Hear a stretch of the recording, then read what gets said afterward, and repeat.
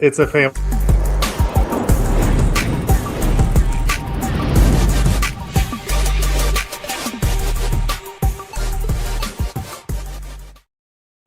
Hello, Night Nation. Welcome to Sons of UCF Live. I'm Trace Rocco, joined by Adam Eaton. Adam, hello. Are you bundled up? Big cold front coming in again? Trace, I'm good right now. I got my short sleeve nice jersey on, so I feel good today, but it's going to be freezing this weekend. But I'm not worried about that right now, Trace. We got actual live comments from Scott Frost and the shadows of Trent Mossbrucker, who we've heard a lot about, but finally got a chance to hear from today. So we'll have those clips for you tonight. We have Ben Hazel here on the show, and we got something a little different, Trace. Something we're going to try this week. We'll debut a bit of a getting to know our Big 12 opponents and sort of how they've fared in the time since the portal opened and closed. So all that tonight on an action-packed Sons of UCF Live. Well, let's get right into it. A Thursday presser with head coach Scott Frost, the first we've heard from him formally since early signing day, and the first public comments from GM Trent Mossbrucker. Takeaways from you. What were yours as you heard from Scott Frost? 22 minutes with Scott Frost, about 16 with Trent Mossbrucker. And if I'm being honest, could have talked to him for much longer. Yeah, I'll start with Frost, right? I think you heard a lot of the things that we had all surmised in terms of how he thought about this roster, what he wanted to see, the type of players he went after. And look, spoiler alert, nothing revolutionary there, right? He didn't unearth some secret formula on how to find college football players, right? He talked a lot about toughness, talked a lot about experience. I did think it's interesting now that you look at the roster and the folks that UCF brought in. You know, Mossbrucker talked a lot about he preferred guys with experience, guys who had played a lot of football. Frost talked about wanting those kids that had kind of raw athletic traits, just those uncoachable athletic traits. And when you look now at the roster UCF brought in, you kind of see that yin and yang, right? Because you see a couple of guys who have got 4 or 5 years of experience. Ty Bartram, you know, a 4 or 5 year guy from Harvard, and then you bring in a TJ Branch from Colorado who's barely played at all, right? So you see a little bit of the yin and yang about how the roster is put together. But I thought it was again a good conversation. Nothing was shared today that I think you're going to go, oh my goodness, they've reinvented football down in Orlando. But it was good to hear from Frost, good to understand how he thinks about this roster. But really interesting conversations with Mossbrucker, to your point, which could have gone on for probably another 20, 30 minutes with all the different questions I'm sure you all had. Well, I asked head coach Scott Frost, many times we heard him say this past season that his roster needed to be tougher, more physical. So I asked him about that. Did he build a roster that reflected that? Yeah, we hunted for that. You're not ever going to bat 1,000 with anything you're looking for or trying to do. But we want to get older. We want to get more experience. We wanted more proven production. And I think with high character guys that have played a lot of football, I think you're inevitably going to get some tougher guys. Well, I'll tell you what they do like is they like quarterback Alonzo Barnett, and that's what we've been talking about. They focused in on him early, Adam. That was a key target for them. They wanted to sign him, so it sent a message to the rest of the portal class. Yeah, I thought that was interesting where Frost referenced calling agents, calling other players, and he says the first question was, who's your quarterback? And that was one of the reasons they wanted to lock up a quarterback really quickly. Obviously, they identified Alonzo Barnett. I thought it was fascinating the way Trent Mossbrucker talked about the way that they were sort of scouting, right? And he talks about they were scouting after week 8 for UCF, right? Spoiler alert, portal wasn't open in week 8. No one had declared in week 8. So how are you scouting? I thought it was fascinating. He basically said, hey, listen, we heard the rumors about, maybe coaching changes, and that's how they thought about going after kids. And I think it's just fascinating for us. We're over here yelling and screaming about how we can't get a yard against Kansas, and Mossbrucker's grilling down tape of a quarterback at a JUCO someplace because he might go in the portal, right? It's just such an interesting concept of college athletics, but it's clear they thought he was available or maybe available. They had keyed in on him. I also thought it was interesting, Trace. One of the things they talked about was game film and looking at that. I get it.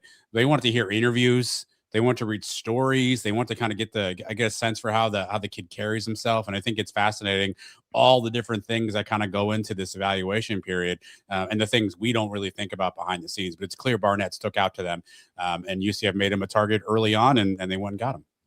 Well, Frost made clear that QB1 seems to be locked up. The battle is for other positions when spring camp opens in several weeks. Let's hear from Coach Frost on QB1. What I love more than anything about Alonzo is he's a winner, and he's a proven winner.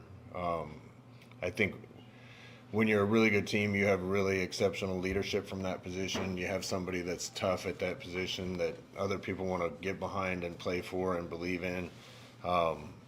So not even speaking about the talent that he brings, just really impressed with his demeanor, and excited about the level of toughness and leadership that we should get from him.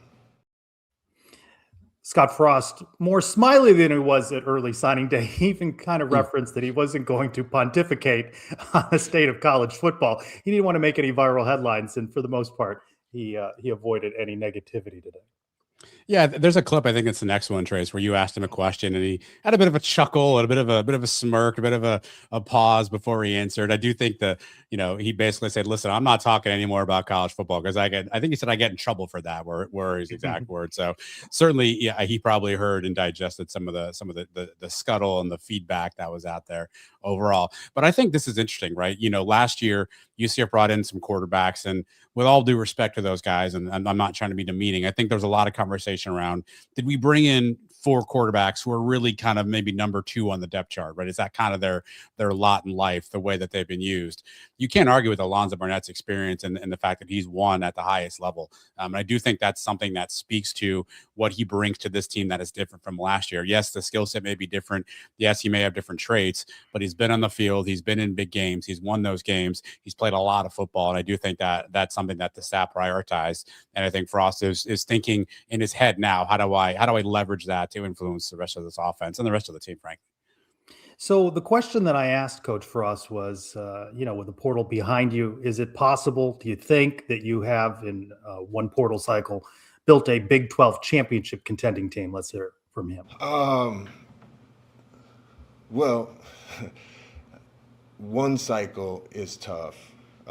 This is our second cycle. And like I've said, it gave us the ability to know our kids better, know who we really wanted to keep, know who could play, know who fit in with us, do our best to keep all them, and then build around that. And I expect a lot of things to get a little easier in year 2. That doesn't guarantee you're going to win more. We have a lot of work to do to make that happen. But I do feel a lot better about the team that we built and the place that we're starting from. And we're going to go to work from here and make sure we give ourselves the best chance that we can. Knights continue to be busy in the portal, even after it's closed from entering it, right? The new signee, defensive lineman Artavius Jones from Miami, a 4-star recruit, 3 years of eligibility. A kid who I think previously was linked to UCF, a relationship with Kenny Martin, as many have shared on social media from previous recruiting trips. So just goes to show, obviously, the way the portal works, right? You stay in touch with these kids, you stay in contact. Hasn't played a ton of football, but certainly has the size, has what you think is the pedigree, and defensive line is a position of need for UCF. Obviously, we need to reload just in general with just the sheer volume of players at left. Bringing in a kid like this with the pedigree, and obviously a coach and Kenny Martin that he feels comfortable with. Let's see if this is an opportunity for us to develop that kid and maybe show up the defensive line that took a little bit of a hit this portal cycle. I did think, Trish, really quick, one quote I heard from Scott Frost I thought was funny. I want to get your reaction to this. Somebody, I forget the question, but he said, quote, "There's barely a position that we didn't get better at." Which means there is a position they didn't get better at, Trace. If it's barely, that means there is one. What's the position you think, as you look at everything now, that UCF might not have gotten better at? Well, I still continue to say offensive line and have some concerns at defensive line, maybe edge position. So I think those are some areas. He also said that he feels his depth is there on both the offensive and defensive line. Though he said, I'd like to have another, maybe in some positions, another player.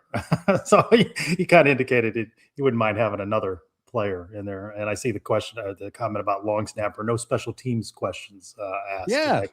The full 22 minutes with Scott Frost now on Sons of UCF YouTube. Let's switch gears. First public comments from General Manager Trent Mossbrucker. Interesting to have a GM up there. I know some other programs across the country have more prominently featured their GMs. That has not been the case for UCF. Question I had for Trent was, what was his philosophy in building this roster? We're always going to high school recruit because I think philosophically it's easier to build a philosophy with guys who you bring in from high school and you build up through 4 to 5 years within your program, right?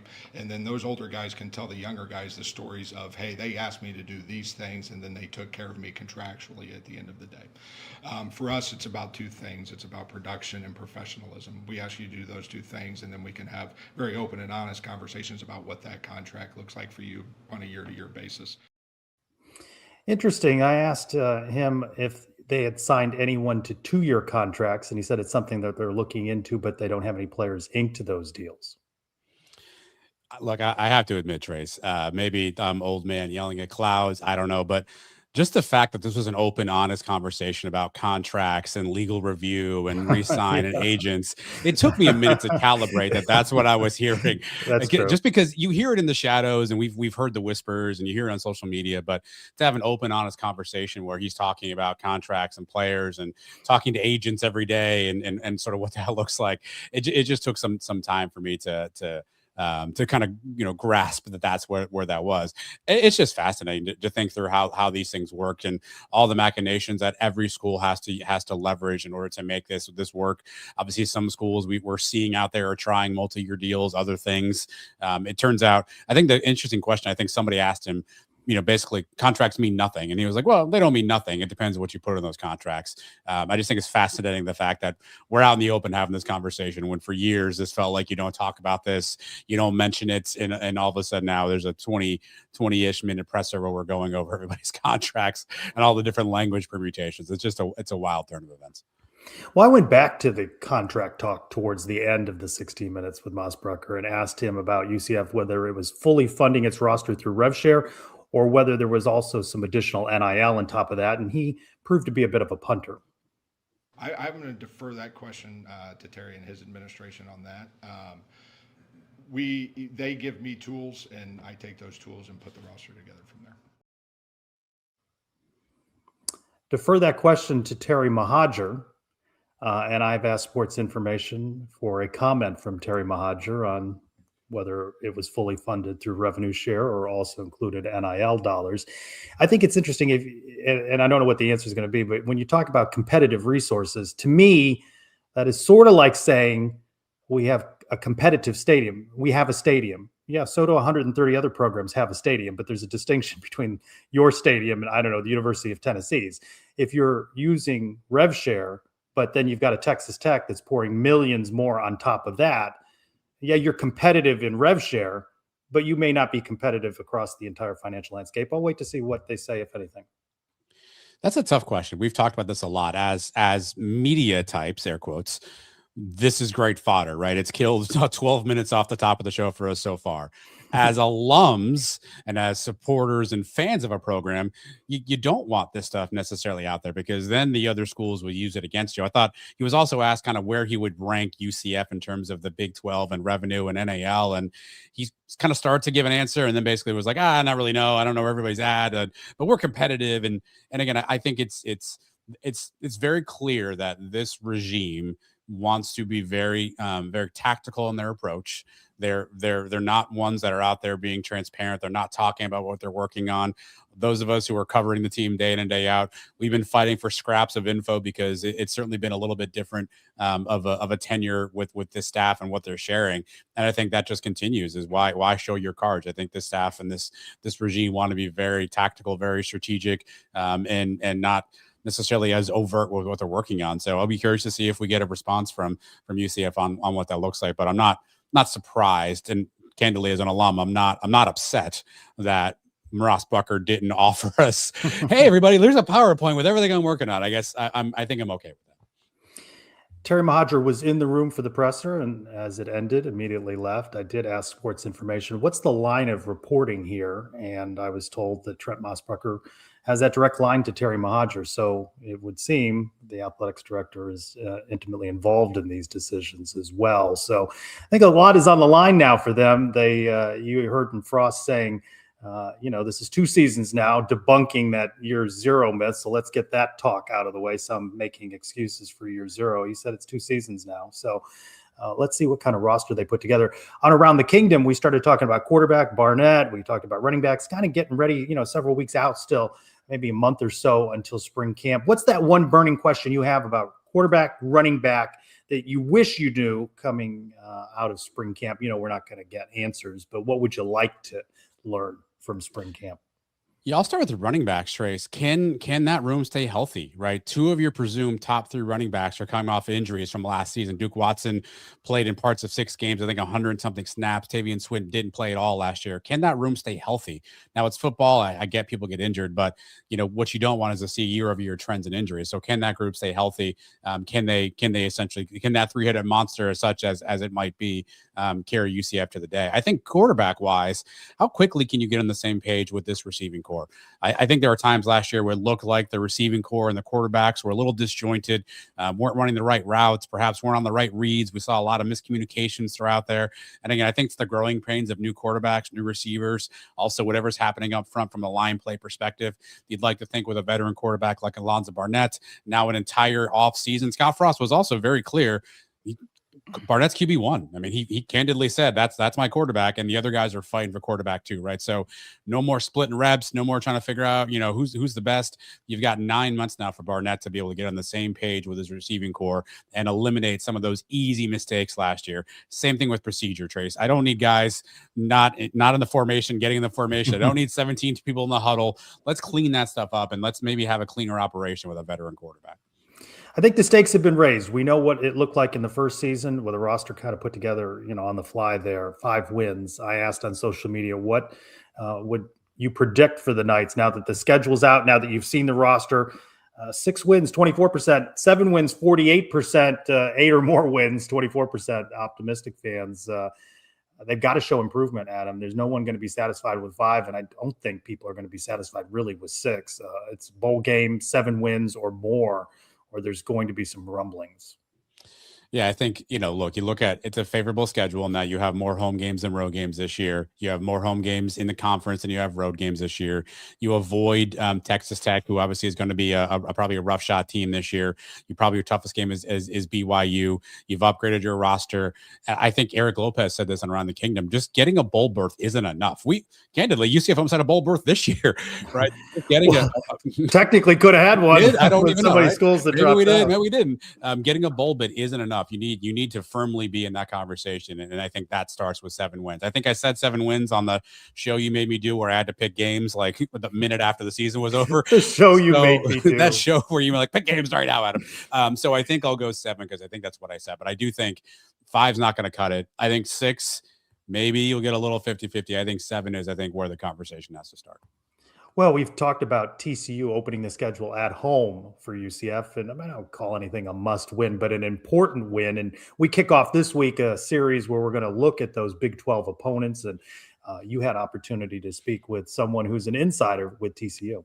Yeah, I think it's interesting, Trace. We're very myopic. Obviously, it's the Sons of UCF, right? It's not the Sons of the Big 12, and so we're always looking at what our team is doing and what's happening there. I got enough on my plate, and so I think it's interesting though. Other schools are going through the same thing, right? Other schools had the same 45-day period where they had recruits, they lost players, they retained players, and so as you think about these upcoming games, we're trying to pick games. We don't know who's on these teams, and so you and I kind of put our thoughts together and said let's kind of poll the audience a little bit here and reach out to some Big 12 programs. So I caught up with Melissa Triebwasher of Frogs Insider, and she gives us a brief glimpse at TCU. The full interview will be out on YouTube tomorrow, but this is a quick little cut up of how TCU has fared in that 45-day stretch.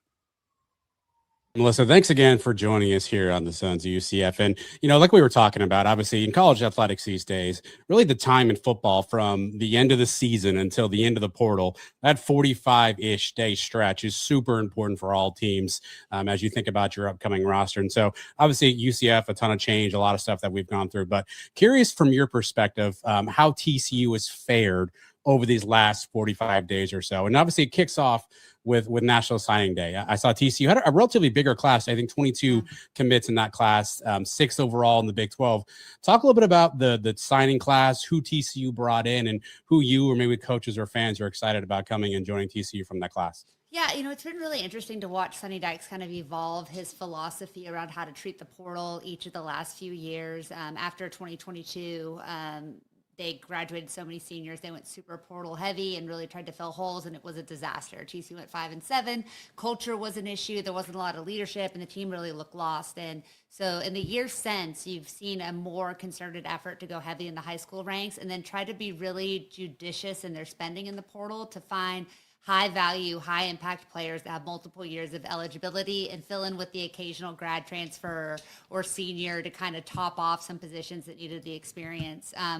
This is not a class that's going to get a ton of national attention. I think the TCU fan base has been kind of like, oh, is this a disappointing group because of where they're ranked? But if you look at the guys that they signed and the needs that they filled, I think it's overall a really strong class. The gem is going to be Edge, Carter Buck down from Austin. He's a really good player, a high 4-star, great motor, a kid that a lot of teams wanted. I think both the running backs are really good. Amonte Martin is kind of a do-it-all, jack of all trades, a little bit of a bigger guy at almost 6 feet tall, and has some good size. I think he's going to be a fun player, and then he's going to pair nicely with Jaivery Graham, who is an absolute speedster. So they went and addressed a lot of needs on the defensive side of the ball. They didn't, like I said, there's not a big splash signing, but what there is a lot of quality, a lot of guys that come from really established high school programs in Texas that have won at really high levels, which if you are in Texas, like that is a pretty good philosophy, is to go get guys that have played a lot of football at programs that have had a lot of success. I think there was also a real emphasis on leadership. This is a really high character group of kids from top to bottom, and guys that I think are going to be very invested in continuing the locker room culture, and a culture really that I think is pretty strong in Fort Worth right now. I'm sure as we're going to transition to the next thing, you look at how few guys have left, even if there was a pretty big name guy that took off for crimsonery pastures. Calendar flips to January, and obviously, Melissa, and this is when the portal opens. Players come in, players come out. Let's start with the players who are leaving. By my count, 13 players enter the portal and leave TCU. Obviously, the headliner is, of course, Josh Hoover, the quarterback, who decides to go to Indiana and follow that potential national championship train. I guess we'll see if that works out. But evaluate kind of who TCU lost. Obviously, Hoover's a bigger name, but anybody else in that class that they lost that you think will really kind of ding them as the season wears on? I mean, this is the thing. And again, like we talk a lot about culture and people question the culture that's been built at TCU, but guys that TCU doesn't want to leave haven't really left. Like Josh Hoover obviously is a big one, and TCU really tried hard to retain him and made a very competitive offer. It wasn't because of anything TCU did wrong. Josh was leaving. I mean, I guess there was something that TCU did wrong or he would have stayed, but it wasn't money and it wasn't NIL. And it was, I mean, he got a chance to go to the reigning national championships and follow in the footsteps of a Heisman Trophy winner. Like, yeah, I get it, man. It's probably a better system fit than what TCU was running too. So, but really outside of him and Nate Palmer, who was the third string running back, probably I don't want to diminish any of the guys that left, but those are really the only two impact players. Guys that thought about entering the portal. Jordan Dwyer, outside receiver, slot receiver, thought about it. They kept him. Paul Oyewale's agent apparently thought about it. They kept him. Paul was like, what is going on? I don't want to leave. But Jeremy Payne was a guy they needed to re-recruit. Kamorian Pimpton, the tight end, was a guy that flirted with the portal that they managed to maintain. They kept their entire defensive line. Like, that's a huge deal. Most of the guys that left either didn't produce at the expected level, and this is the negative side of the portal. We're probably told to go look elsewhere, or just weren't going to get time on the field. If you're a junior, and you haven't really played, like a linebacker, Max Carroll, who was a guy that made some really big plays and then had some really bad penalties. Just not like he just wasn't going to get his opportunity here and went elsewhere. Like, I think that those things make sense. And so, I think that a lot of watch the worst of the worst, like in Iowa State when your coach leaves and, you can barely field a team. And then you watch kind of these programs like UCF, where I think Scott Frost is still obviously trying to build his roster to be in a position that TCU is in, and say, we didn't really lose outside of the quarterback, which is obviously a huge loss, but didn't really lose too much of the bulk of the groceries, right? Like you can still make a pretty good meal. So my favorite, I can give you Gary Patterson isms for all day, but my favorite thing was like, the good news is everybody's coming back. The bad news is everybody's coming back, right? Like this is a team that most people would say has underachieved, but like at the end of the day, that continuity and the third year and Andy Avalos' system on the defensive side of the ball and the character of the guys that are coming back, I think it's a good group, even if it's not maybe the most elite talent group that you're going to see in the conference. I'm curious. 13 players out, 12 players in, according to 24/7 Sports. The two highest rated, Noah McKinney, interior offensive lineman, and of course, Jaden Craig, the quarterback. Talk a little bit about the guys that they brought in and some of the players they went after, and how you think, again, I know we don't know anything at this point, right? But how you think they project in terms of what they were looking for and what you think they bring to this team? I think Noah McKinney was huge because it showed that TCU was going to go into the portal and spend on offensive line. And that's something that they haven't really done. They've been trying to get guys at lower levels or guys that they thought were projectable and developable. And so getting an established guy, as soon as he entered the portal, I mean, TCU was on him immediately. And he signed with TCU before he even finished his season at Oklahoma State. So that was a big sign. I think that was a lot in trying to keep Josh too, because if you believe the rumors, one of the things Josh wanted was a commitment to the offensive line and commitment to winning. And so I think they thought, hey, if we go get this guy, we'll keep our quarterback. But he's a huge deal. You know, you have to have a quarterback. I think we're all very excited about the future potential of Adam Schobel, who's kind of the true freshman waiting in the wings, but I don't think anybody thought he'd be ready to start in 2026. So going and getting a Jaden Craig who takes care of the football, has a decent amount of athleticism, is a legit NFL prospect and a projectable prospect. I think that's the best TCU could have hoped for when they're not going to go spend $8 million like some of these other programs Miami are going to do. And so I think you got to give the dig to your go for it. Yeah. Anytime I can crap on a Florida school, right, when I talk to you guys. Go for it. But I think that there was also some really smart moves. The guy I'm probably most excited about is Chida Ofili. Because we got him from Tech and they were really sad to lose him, and that makes me happy. But also it fills a big need. I mean, you're losing Devin Deal, who was a great pass rusher, and I think Chida can come in. He's not experienced, and so we'll see what he can bring next year, but he's a kid that has multiple years left and is really solid. I'm also already really falling in love with Jeremy Scott at wide receiver. Eric McAllister was so good. And so this kid comes from South Alabama. He had offers from every program you would want a really good wide receiver to have an offer from. And he chose TCU, and he's super, super young, and he's got great size and great speed and great athleticism. He's a guy that has a chance to be really good. And then, linebacker, they lost they lose both of their starting linebackers, Caleb Elamzor, who was outstanding and probably should have been a second or third team All-American, it might have been, and Nnamdi Obiezar, who just has been around TCU forever and was so consistent. But they bring in Michael Short from Virginia Tech, who I think is going to be really good. And then they also addressed the secondary, which was a big issue for TCU. Jacob Fields comes from Louisiana Tech. I think he's going to be a great help. And then also Kalen Carroll, so from Central Michigan, who is not a guy that you probably look at and think is going to be a superstar, but a guy that can come in and can play right away. And then this is going to make you laugh, but I think the guy TCU fans are almost universally excited about is we got a punter.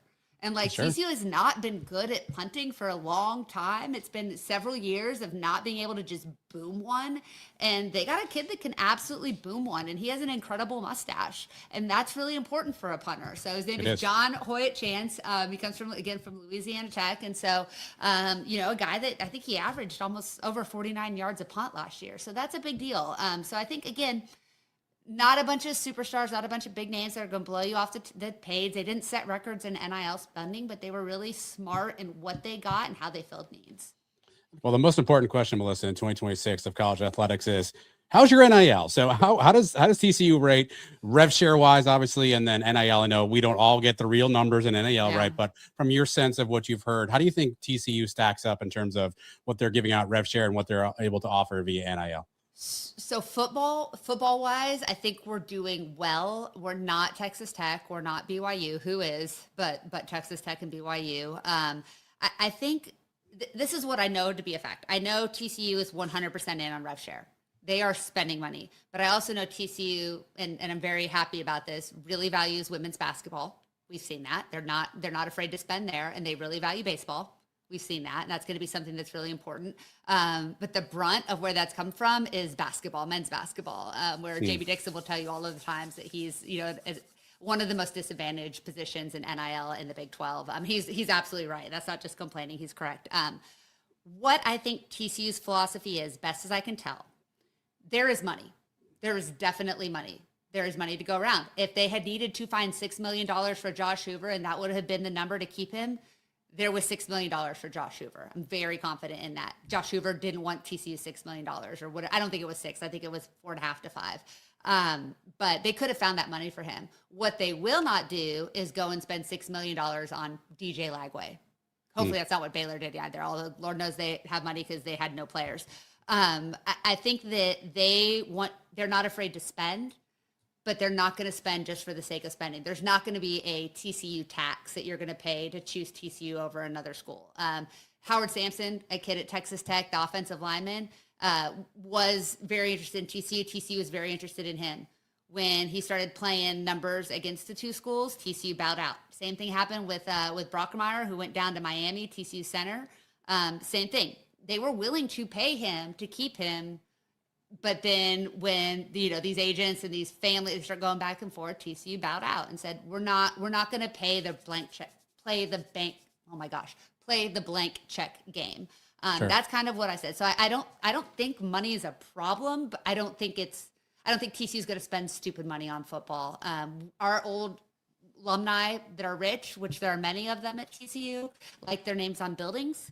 And as somebody who values the university as much as the football team, I'm totally fine with that. And if I was wealthy, I don't know that I would spend my money trying to get 18 to 22-year-old young men to come to my school, because as a high school teacher, I can tell you guys at that age, not great decision makers, don't want to put a lot of faith or trust in y'all. But at that life stage, but I don't think TCU is afraid to spend. I just think they want to be intelligent in how they spend. And it's not an unlimited pot of money. It's not a blank check, but there's definitely money to go around for the right players.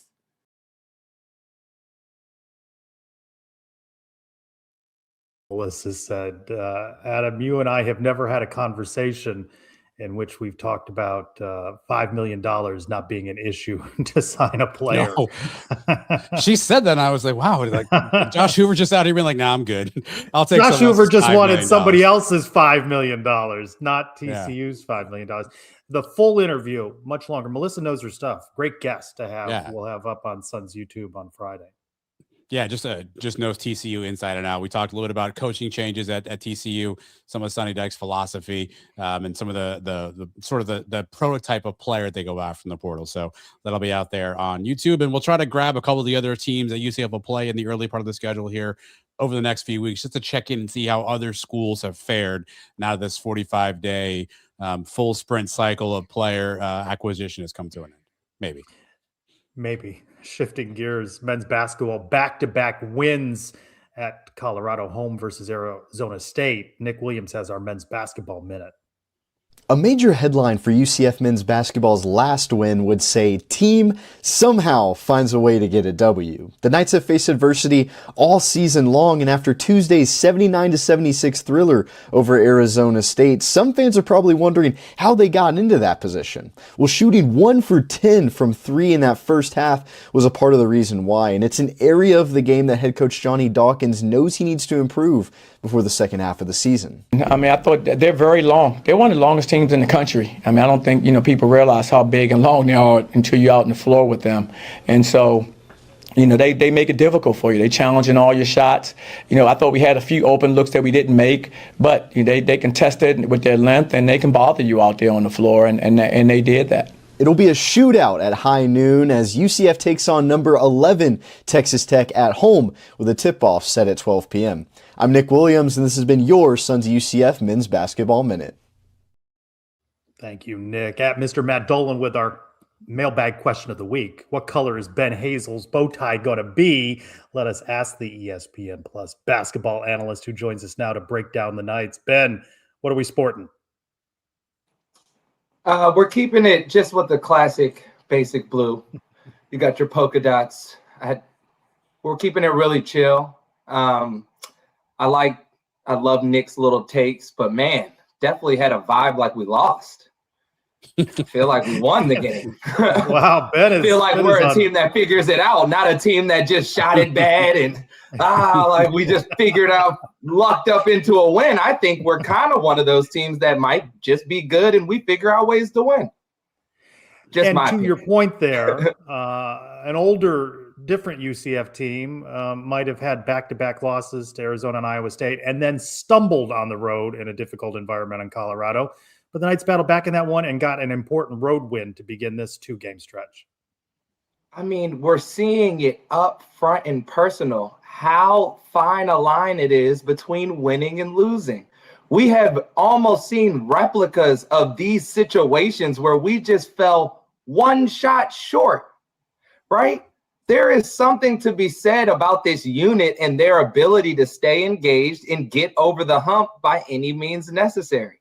It is a skill. It is something that is hard to teach. But when you have it, I think we should be really encouraged. Like I was really proud of what they did, especially this past Saturday. I mean, the demeanor of the team doesn't really seem to change much. I think guys are just getting more and more comfortable with their roles. I think our roster construction is actually just really hard to scout. We're doing really well, right? Like we're 5-3 in the Big 12, 16-4 in the season. We got a good team. And they battled back in the win Tuesday against Arizona State. They were down, a dozen in that one, and they weren't hitting threes at all, as Nick mentioned in his negative report. They were 1 of 10 from 3 early, but they turned it on right at the end when you needed it most, which shows you something. What can you do with something like that when you battle back like that and you don't lose confidence? How does that help a team? Well, it gives you just that reassurance, right? Like I think what it does is there has to be a fine line between freaking out and staying calm when things happen. And we have found that in our team. They just ratchet up the pressure, but nobody tries to do anything that they can. And I think that's what makes us so unique. Themis, whether it's the beginning of the game or the end of the game, is going to pass it to the right person. He's going to pass it to the open person. And I find that pretty much with everybody, right? Like they might try to go one-on-one. If they get stuck, they'll just pass it. And it makes us really dangerous. So it gives you that confidence that you don't need to panic when some things start to go wrong, because as we've seen with every single team in this conference, from Kansas to Houston, even Arizona, they have had close games, right? Like you get down, you get in battles. That's just how the conference is. And we actually have a unit that sticks together and fights all the way to the end. And now we are kind of on that winning side of things. Like we are what other teams are trying to model after. And we should act like it, right? Like it's something to be excited about. Like our team fights. Ben, I'll ask you the impossible question. The tale of 2 Riley Kugels, going back to Colorado, picks up 2 early fouls, is chilling on the bench for pretty much the entire first half. Second half comes out, he's lights out, he's handling the ball, he's making good passes, making good decisions, hitting a bunch of shots. How do you bottle up second half Riley and spread him out more throughout the entirety of the game? I know the impossible question, if you had the answer, I'm sure you would be a multi-gajillionaire at this point, but how do you bottle up second half Riley from Colorado and spread him out across the full 40 minutes? Well, I mean, yeah, I would be a multi-gajillionaire because Riley would have been a lottery pick probably after his freshman year if he could figure out kind of how to bottle these things up and stretch it out, right? Like even in the Arizona State game, his defense is just always a little bit of an issue, right? It's just always a little bit of an issue, but he's just finding a way, right? Like I wish I knew an answer how to get him going for longer periods of time. But I think just with our construction, right, I think he's benefited it as well. From having guys around you, from your Themis, from your Jamichaels, even from your Chris Johnsons now, like guys are really locked into their roles. And when even one person starts to lose their mind, it's not contagious. It's more of well, you can do that. We are still trying to win this game over here. So that brings the person that might have been getting a little out of control back to center a lot quicker, right? So I think Riley it's a gift and a curse because you don't feel that pressure of everything that you do needing to happen for us to win. But So it kind of hides some of his lapses, but it does allow him to kind of recenter, recharge, relock in, and then get back to doing what, we've seen he's capable of, right? Like he just effortlessly makes really spectacular plays in just spurts, right? And it's fun to watch when he gets it going. That's for sure. Yeah, he makes basketball look easy when he's on his game, Ben. I'm glad you mentioned Chris Johnson because I think he's kind of an unheralded, unsung hero of this team. He plays a lot of different sort of roles. Sometimes he's the backup too. Sometimes he's asked to shoot. Sometimes he doesn't get any run. Can you kind of talk a little bit about what he's brought to this team and the intangibles this team has, and having a Chris Johnson who can come off the bench and sort of microwave some offense if he has to, or also plays defense if he's asked to do that as well? He reminds me of a role that J.R. Smith played when he was with the Cavs. Right, where it's like, hey, you might have those moments and it's going to come for us. It's going to come late in this season. It's going to come in one of these conference tournament games, most likely, where you just see Chris Johnson go off for a 15, 20-point game off the bench and really go crazy. But the thing that we love and I love about where he fits on the team is that he doesn't press it. Right? He doesn't come into games and say, I just need to get it off as soon as I come in. He's learned that he can have an imprint on a game in a bunch of different ways, right? Like the one play when he made that pass to Themis on the sideline, I forget who we were playing at home, where he wrapped it around on the edge. And it was like, that is a really tough pass that only somebody with a ton of confidence can pull off, especially coming off the bench. You could tell he thinks he's a starter, right? At least skill-wise. And he plays like it, right? Like, I like that he stays under control. He's not forcing it. And I think everybody is just really, really, really accepting their role and truly trying to do what's best to help us win. Much of the talk in the Big 12 are, of course, all the top 25 teams, the big matchups like Arizona, BYU. And now that UCF is towards the top of those standings, I don't always scroll to the bottom. But when I did today, I saw Baylor at 1-7. Kansas State at 1-7, Utah at 1-6. How do you make sense of these teams that are struggling that I don't know that people thought those teams would be at the bottom of the league? Well, we could say it's a fine line between success and failure, especially in a conference when these teams are so good, right? And these teams are experiencing what we see every day, every year, which is it's the mental resiliency that happens throughout this season that is the biggest challenge. When you lose 2 games to 2 top 25 teams and you might even get smashed in one of them, can you come back and win against a team that isn't a top 25 team on the road? We've done that. Those teams haven't. I mean, they are up in arms over there too at Baylor. I've watched a few of their games, and King, who covers the games, I mean, he rips into those guys like they are in shambles. So, I mean, it's hard to play. And once it happens, it's hard to break out of it. Now the challenge will be, we just can't lose to them. Yeah, right. UC Fleet on Blue Sky asking about Saturday's game. Number 11, Texas Tech comes to town. What are the keys to a win over Texas Tech? What matchups or advantages does UCF have, if any, in this one? Well, the number one thing that we have is that we're physical, right? So we cannot let them do what they did to Houston. I mean, they destroyed Houston on the glass, which is something I don't think I've ever even seen in Coach Sampson's career, right? So they did that really well, but we're just going to have to guard. We're going to have to take away the three-point line, and we're going to have to throw bodies at JT Toppin and make some other guys be the ones to carry them. Not saying they're not capable, right? Like, this is a top 15, top 10 team. They have a ton of capable guys, but if we can take away the three-point shot and make it tough for Toppin and finish these possessions up with rebounds, we have a shooter's chance. I mean, we've shown that we're good enough. We have enough talent to be in the mix with anybody, right? We were at home against Arizona and we went down to the wire. We have enough. It's just going to be making sure we keep the intensity high, making sure the gym's loud as possible. Hopefully the refs will learn that we are actually good and can win some home games, so they don't need to necessarily do that little stuff that they do for the other teams. But we have enough. We have enough, and I think this is a great opportunity for us. Been a question from our buddy Two Layers, Two Words. We're talking a lot about players, but what do you make of Johnny Dawkins tactically, defensively, at times kind of knowing the right time to switch from man to zone? Seems like that has boggled some teams up at times. And I think late in the second half against Arizona State, he went to his zone. All of a sudden, they couldn't hit the side of the rim. What do you kind of make of the way Johnny's kind of tactically positioned his defense throughout the course of a game?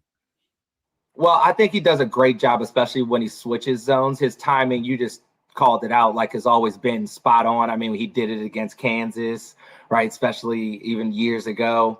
He brings it out at the right time. He knows strategically when to bring it out. But I think one nuance that really throws teams off is just one, with the length that we have, there's not a lot of space. And it's really similar to your old school Jim Boeheim, Syracuse type zone where the forwards are really pressed up. But the other aspect of it is the guards press. So you don't really just walk into it and just like, okay, hey, let's get these guys where they need to go. So it's a little nuance that really changes the pace because guys have to worry about the pressure. Then they finally break it. And then they're kind of like, hey, let's get into our set and our offense once they diagnose it. And then Coach Dawkins throws in the wrinkle that latent shot clocks, baseline out of bounds, stuff like that. They'll go back to man. So it is something that you probably will see on Saturday at some point, depending on how the rebounding goes. But I do think it will be something Coach Dawkins will turn to, really spur every once in a while, especially out of timeouts, to really change the pace of games. But on last week's show, I called Carmelo Pacheco a glorified floor spacer, and since then he's been hot from three. So, is there anybody else I need to low key insult this week that you want to see step up and play a little bit better in terms of how they're playing now? Well, you could go ahead and just throw Devin in there because I know he can make a shot. So we're gonna need him to really have some revenge on his mind for this coming game. But, I mean, Carmelo Pacheco can really shoot the ball, right? Like, he's a guy who understands his role. He doesn't do anything other than shoot, which is, one thing you'd be like, oh, that's really limited. But with our roster construction, it's great, right? And even though we're giving him the nod, like, hey, he's been making shots. I mean, he was only 2 for 6. Like, let's not go crazy. He made a big shot. He hasn't been on fire just yet. So hopefully he stays motivated to keep trying to prove us all wrong. But he can shoot. He is a floor spacer. I think everybody just knows their role, right? Like, he gets in, he's not cutting a whole bunch. He's going to be out there and he's going to shoot it. So teams have to respect it. And I think it benefits guys like Chris Johnson in that second unit when they come in. He helps Themis. I mean, hey, glorified floor spacer with this team is perfect. I thought it was interesting too, Ben. I think it was Kugel, so maybe that answers my question. But Johnny was doing an offensive defensive switch late in the game, and he put Pacheco in the game, and I think he was guarding Arizona State's best player or Colorado's best player at points in time in that little offense defense switch. I don't look at him as a defensive stalwart, but is his defense kind of underrated, or is it just someone's got to guard somebody? It's twofold. Its defense isn't that great. Riley's is real bad. So the two go hand in hand, but the number one thing that Pacheco and just your mid-major guys are a little bit better at is if we say we're going to ice this and make him go that way, at least with Pacheco, that's what's going to happen. With Riley, he gets caught in some situations where he might just be asleep and the guy gets a foul, or you know what I mean? He loses focus sometimes. So I do know with Pacheco, and Chris Johnson is another guy who's been executing pretty well. He's been aggressive, guys that throw different looks, defensively. So I think that's really what it was I at least know Pacheco will execute what we're trying to have happen on the defensive side. Saturday, the Knights have an opportunity to finish the first half of the season in the Big 12 at 6-3. No worse than 5-4. College basketball reporter John Rothstein calling Johnny Dawkins a dark horse candidate for Big 12 Coach of the Year. There are wins ahead on this schedule, too, for the Knights. Yeah, there are. There's nothing but space and opportunity. I mean, this is why we love being in the Big 12. First, I love how the goalposts are moving. Like, we don't seem like the most excited fan base, but then we got some people calling, our coach a dark horse. Some years he's on the hot seat. Some years we're worried that we're not going to be good. And now we're actually slated to be a solid pick for the tournament, like not a last four in situation, at least right now. So I definitely would say we are a dark horse. I definitely will say this unit has the ability to shock the world. And Saturday's a great opportunity.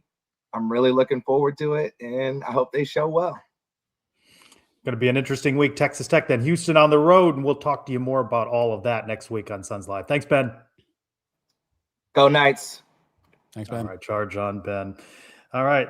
Are you surprised to see Baylor at 1-7, Utah at 1-6, Kansas State at the bottom at 1-7? These, at least those two, Baylor and Kansas State, are not typically bottom dwellers in the Big 12. I'm like you. I didn't scroll all the way down to the standings. And isn't Baylor getting guys from the G League too? How can they only be 1-6? They're getting guys from pros. From damn near the pro leagues at this point too. But Ben said it. I mean, this league is a knife fight, night in and night out. And survival sometimes is just as big as victories, and surviving and advancing to the next game. I know we talk a lot about that in the tournament, but week after week, I think Ben said it perfectly too.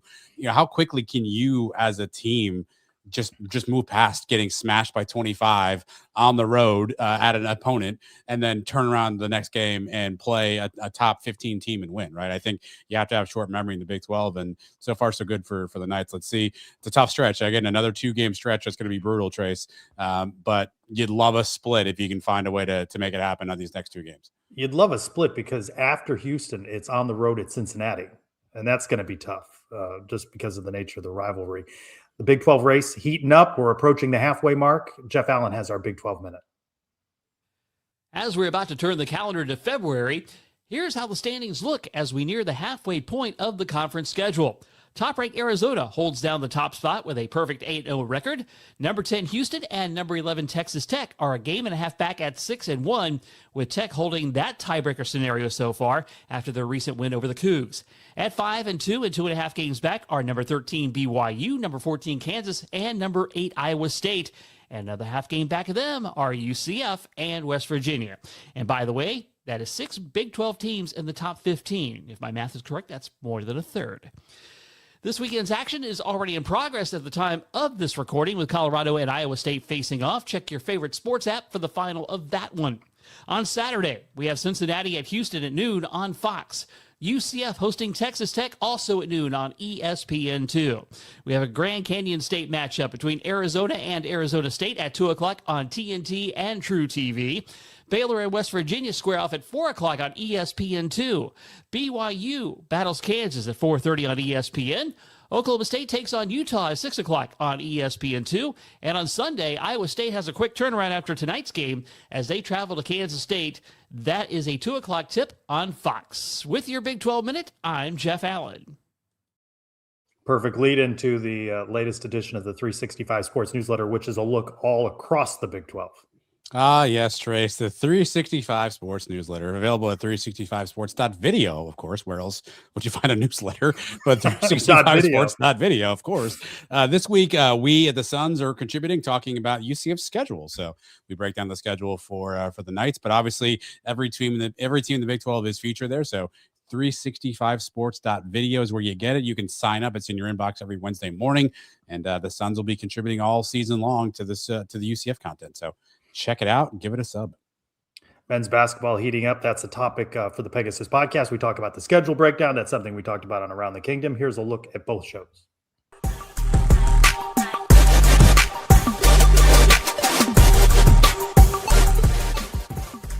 That being your take on your intro performance. Yeah, I did go 1-0. That's all we can ask for. It really is. How you doing? Doing good. Good. Something that we really lacked a year ago. Can we throw a deep ball? That would be big. According to you, they got the tight end in order to catch them. Well, I'll say this. Barnett should help the offensive line, because he might get him out of some bad plays that makes the offensive line look bad. So I'm just throwing that out there, because I know you're Mr. Offensive Line. You're all worried about it. Quarterback, I think, can make an offensive line life a lot easier.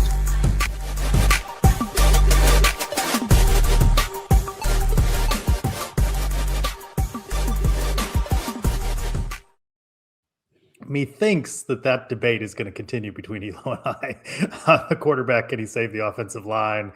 Well, you're Mr. Offensive Line, is what I understand. Offensive line. That's what I heard. Yeah, let's go around the kingdom. Women's basketball loses to TCU, 2-7 in the Big 12, 10-10 overall now. Starting to get to a tipping point in that Starting? overall schedule. Okay. Yeah, well, 10-10 at Iowa State Saturday, and then return home for Utah on February 4th. Men's tennis now 9th. Adam, we're tennis school, men's tennis school. That's tied for the highest ranking in program history. Women's tennis checks in at 25th, so 2 top 25 programs there. Softball season opener 1 week as we are live. Black and Gold Classic, Boston at home, 3 o'clock rather on the 5th, and then CSU Bakersfield. Knights projected 5th out of the 11 schools in the preseason coaches poll. That's a poll of the coaches, so they know their program's the best, right? And pitcher Isabella Vega named to the Big 12 preseason team. Media Day Sunday, so we've got a crew that will be assembled for that one. It's going to be a cold one. They're holding it inside the Nicholson Fieldhouse, but I don't think that joint's heated, so it's going to be cold for softball media day. And then, of course, FanFest baseball, softball Saturday, 2:30 to 4:30 at John Giuliano Park, so right after men's basketball. Time for some mail. Got some questions. Let's open that up. So it's a mailbag. So what? So what? Do you know whose mailbag that is? It's that time again. Time to open the Brian W. Peterson Sons of UCF mailbag. It means a lot. Sons of UCF, man, listen, they gave me a great campaign. Sons of UCF, baby. Hi, fellas. That version of Scott Frost was who was at the podium Thursday. A little lighter than the dour Scott Frost from early signing day. Michael emptied his 4. Not a question, just saying stay warm this weekend. He likes the cold, but even for him, going to be a little too cold, but he'll be out at Baseball Media Day. Of course, Michael going to be part of our coverage again this year on the Suns. And this is something he texts me after every men's basketball win. Lifetime extension for Johnny Dawkins?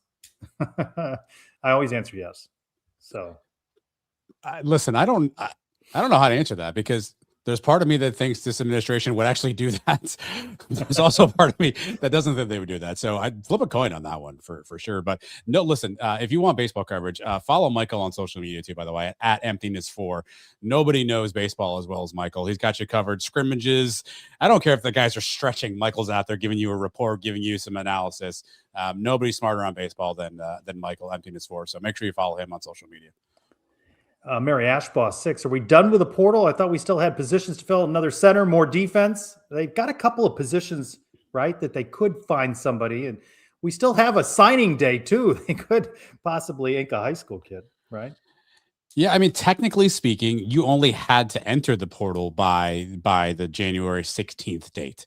You can still obviously try to enroll in a school, but most schools, this little pesky thing called academics often gets in the way, Trace, and you have to enroll at a school in time to be an eligible student. So for UCF, although Artavius Jones snuck in, I think, well under the wire in terms of what most of us expected from a timeline standpoint, UCF could still come up in the summer semester. Now, I think a lot of coaches want the kids there for the spring and to kind of learn the system, but I guess it's not improbable that somebody who's left in the portal and did not find a home couldn't latch on with UCF or any school and sign for the next upcoming school term.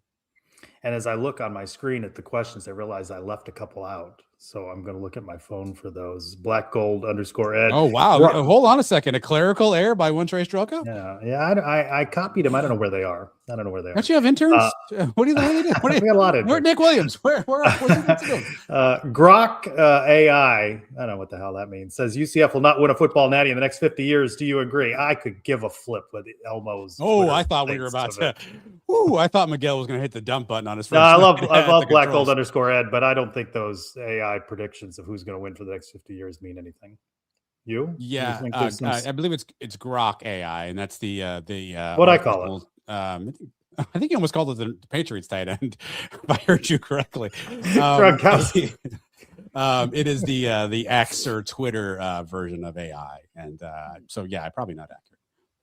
Yeah, Scott Leinard. How far do you think softball team can go this year? Again, media day on Sunday. Imagine next week on Around the Kingdom, I'll carve out a little bit of time and probably on overtime to give Eric Lopez, the voice of UCF softball on ESPN Plus, opportunity to talk a little bit more about the team. They're good. Elo and I have been talking about them. It's so competitive a conference, but that's 5 straight years they've been an NCAA tournament team. They've stacked up top 25 recruiting classes. Could this be the year, Adam? Could they do it? Could they get to the College World Series? Huh? I have zero information. I have not looked at the roster yet, but I say yes. Let's go for it. And I understand you, and that's the end of the mail. I understand you have replenished the what's in the box with questions, as did I. Well, I know I just wrote it down. It happened to me today. And so I had a question for you as I was thinking about this. I thought, let me ask Trace this question from What's in the Box, brought to you by our good friends at Alumni Hall, 4100 North Alafaya Trail. It's cold this weekend. You may need to go get yourself some long sleeves, some layers, something that keep yourself warm. If you're going to Fan Fest, going to the basketball game, check out Alumni Hall. Or go to alumnihall.com if you want some gear there. Trace, here's the question. Yeah. Is it proper protocol to brush your teeth before you go to the dentist? Yes. Why? And that's when you do all that last minute flossing too. It's like, so can you not go to the dentist before you brush your teeth? No, you've got to. No, you got to brush. It's a standard. It's a rule. Yes. What are the other things that you have to do before you go do something? So I'll have another example for you. My neighbor, they have a cleaning service. They straighten up their house before the cleaning service comes. Is there anything else that you have to do before you go have a service? Because it strikes me, I believe in brushing the teeth. I did brush the teeth as well, but I just wonder how many people are just like, hey, I'm running from work and I don't have time for a brushing. How many people go in sans brushing to the dentist, knowing they're going to brush your teeth for you anyway, while they're there, right? You think they throw a breath mint, mouthwash, something when they can't brush the teeth? It's a great question. Do you think they like talk to each other? Does your dentist have like the headsets? Like my dentists all have headsets. No. And I don't know what they're talking to. I don't know what they're doing, but are they like, oh, smelly guy on 5? Like, are they talking about like the different chair occupants, and are they shaming you if you had not brushed your teeth? See, this has never been a challenge for me because I always schedule one of the earliest appointments. So I'm going from home, brushing teeth right to the dentist, 8:30. So, I've never faced an afternoon dental appointment. Do you lie to your dentist? So obviously your dentist can tell if you floss or not, right? And so when the dentist says, Trace, you've been flossing, and you haven't been flossing, do you lie? Do you go, oh yeah, sometimes? Or do you just say, no, I don't floss? So I've had the same dental hygienist for a long time. And one time I saw Terry enter a grade and I go, what's that? Sorry, she goes, Terry's the hygienist, not the athletic director of UCF. No. Okay. Terry, my dental hygienist. Okay. She said, I grade you on your flossing. And I wanted to see all the years of records of my grading. About a B on the flossing. UCF mayor, I wash my hair before I get a cut and wash. That helps when you have a good head of hair. Yeah, no, I think I often do also, spruce up the hair a little bit before. This strikes me as an odd cut. My bad, Trace. This is my bad. I read the room here. Yes, yes, my bad. It's nothing new, Adam. I'm aware. I apologize. I can't think of anything else that fits the bill. To your question. A water pick fan in the audience, Robert. Yeah. But no, I can't think of anything else. I can't imagine cleaning the house. And do you like straighten up your car before you get a car wash?